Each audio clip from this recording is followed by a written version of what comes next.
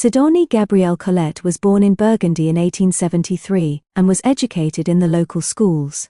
In 1893 she married Henry Gautier-Villars, a writer known as Willy who discovered her literary talent. Her first book, Claudine à l'école, based on childhood memories, was published in 1900. In 1905 Colette became an actress. She has also done newspaper work. Among her other books are La Vagabonde, L'envers du Music-Hall and Cheri. The Gentle Libertine. Arthur Dupin, the editorial writer of the journal, had hammered out another chef-d'oeuvre. More Apaches, important, capture, Curly still missing. Our readers must remember our lugubrious but accurate account of what transpired last Tuesday night. The police have not remained inactive since that time. Ere 24 hours had elapsed, Inspector Joyeux had his hand on Vandermeer, known as the Eel, denounced by one of his wounded comrades, who had been transported to the hospital. This criminal was taken into custody at a hotel room in Norvin Street. As to Copperhead, there is as yet no clue. Even her intimates seem in ignorance as to her whereabouts, and it is said that anarchy reigns among gang circles, deprived as they are of their queen. Up to a late hour last night, Curly had succeeded in also evading arrest. Min, going to her white bed, read the account again, before throwing it into the wastebasket. She took a long time to drop off to sleep, roused herself to agitation and reflected. She is in hiding, their queen, probably in a den. The police don't even know how to go about looking for her. She has faithful friends who bring her cold meat and hard-boiled eggs by night. If they ever do discover her hiding place, she'll always manage to kill a lot of policemen before they ever take her. But her people are in mutiny, and without Curly, the Levallois-Perret gang will disperse. They really ought to have elected a vice-queen to reign in the absence of Copperhead. To Minnie, the above was enormously intriguing, but no more than was to be expected of life as she had learned of it in old-fashioned novels.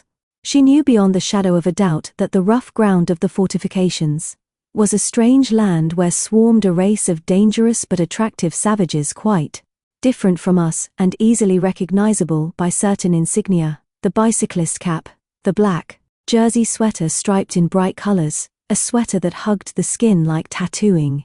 This race produces two distinct types. 1. The squat, swinging walk, large hands like raw beefsteaks, hair growing well down on the forehead and beetling eyebrows. 2. The slim, indolent, noiseless walk, tennis sneakers, flowered socks, not always whole. Sometimes instead of socks, the delicate skin of an instep, bare, of a dubious white, veined with blue, hair sweeping down over a well-shaved cheek, pasty white skin accentuating feverishly red lips. According to Min's classification, this latter individual was the incarnation of the most noble type of a mysterious race. The squat type often sang voluntarily, arm in arm with rough-haired gay girls. The slim one slipped his hands into the pockets of his wide trousers and smoked, his eyes half closed, while at his side some inferior feminine creature cried, wept and wailed. She bores him, invented Min, with a lot of little domestic worries. He doesn't even listen to her, he dreams, watching the smoke of his oriental cigarette.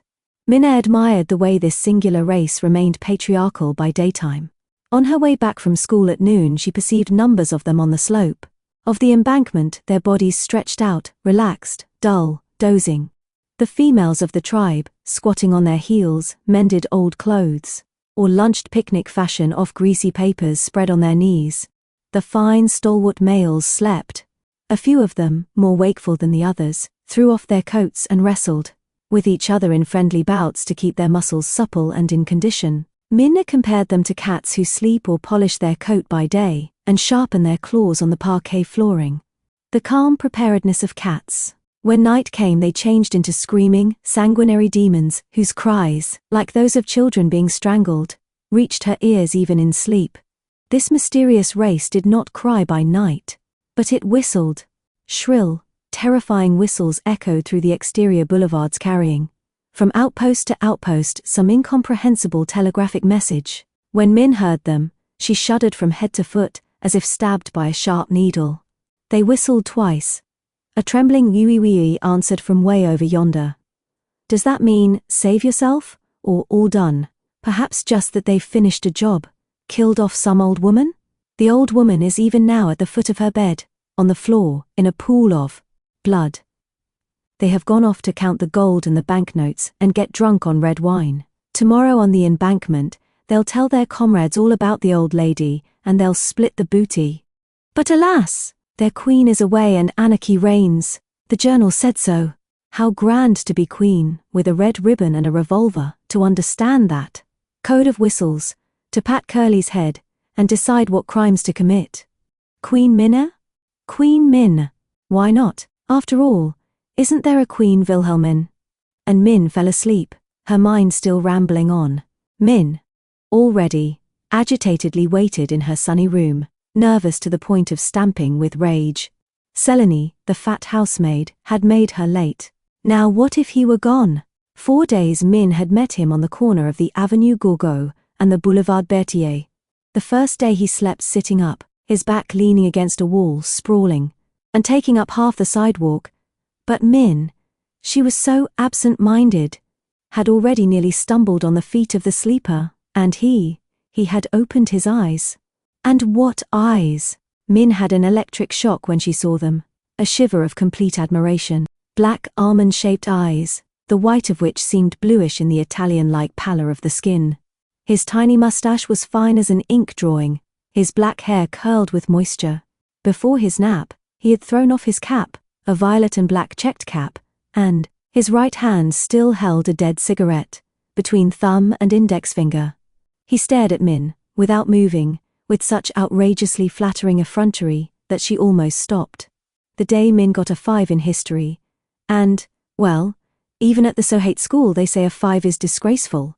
Min heard herself given a public reprimand, outwardly submissive, only her eyes. Straying, she cursed Mademoiselle Sohate to ignominious and complicated tortures. Every day at noon, Minna brushed past the vagrant and the vagrant stared back at Min in her light summer dress, and Min returned his stare with serious eyes. She thought, he is waiting for me. He loves me. He understands me. How can I tell him that I am never free? If only I could slip him a piece of paper saying, I am held prisoner. Kill Sidonie and we will flee together. Flee together, toward life, toward a new life where I should never even remember that I am Min. She was a little surprised at the inertia of her ravager who drowsed, elegant and shirtless, at the foot of a sycamore. But upon reflection, she found an explanation for this extenuated weakness. This cellar wood pallor. How many did he kill last night? She looked with a furtive eye for blood which might stain the unknown's nails. But never a trace of blood. His slender fingers, all too pointed, never held anything but a cigarette lit or dead between the thumb and index finger. He was a fine tomcat, whose eyes were watchful under sleepy lids. Might his leap be a terrible one when he slaughtered Sidonie and carried Min away? Mama had also remarked the unknown loiterer in the noonday sun. She hurried her steps, blushed, and gave a deep sigh of relief once the peril was past in the Avenue Gourgaud. Do you often see that man sitting there on the ground, Min? A man sitting on the ground? No, don't turn around. A man sitting on the ground at the corner of the avenue. I'm always afraid those fellows can be up to no good in this neighborhood. Min did not answer, all her secret being swelled with pride. I'm the one he's looking for. It is for me alone that he's waiting there. Mama couldn't understand. About the 8th day, Min was struck by an idea that she considered no less than an inspiration, that clear pallor, the black hair that curled like lamb's wool. It's Curly. It's Curly himself. The newspapers had said Curly's whereabouts are still unknown. And there he was at the corner of the Boulevard Berthier and Avenue Gourgaud, risking his life to see his great love pass twice a day. Minnie became so agitated she could not sleep. At night, she would get up to look out of her window for Curly's shadow. It can't drag on this way much longer, she said to herself. One evening he'll whistle under my window, I'll go down by a ladder or a knotted rope, and he will carry me away on a motorcycle, off to a den where his subjects will be assembled. He'll say, here is your new queen.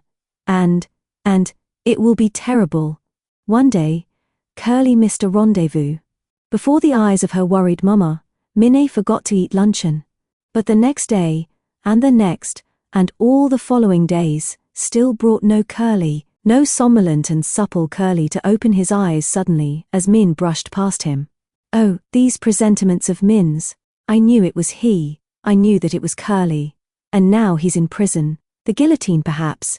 Faced by Min's inexplicable weeping, Min's fever, Mama sent at once for Uncle Paul who prescribed bouillon, chicken, a light tonic wine, and immediate departure for the country. While Mama packed trunks with the activity of an ant conscious of an approaching storm, Min, doleful and indolent, pressed her forehead against the window pane and dreamed. He is in prison for me, he is suffering for me, he is languishing, and writes love poems in his cell, to my unknown.